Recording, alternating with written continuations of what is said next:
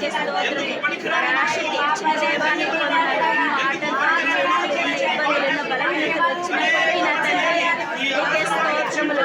నాయన 12 మాసములు నిరాకరించాక భద్రపరచవయ్యా.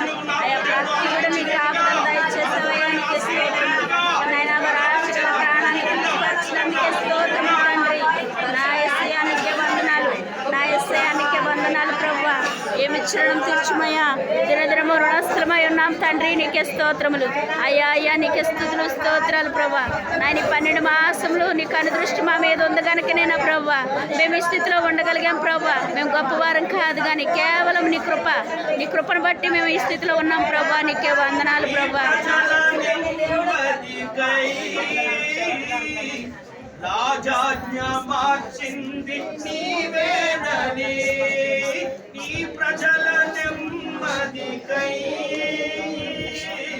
రాజాజ్ఞ మార్చింది నీవేనని, మహానచి అధికారములు అగముల చేసిన నీవు.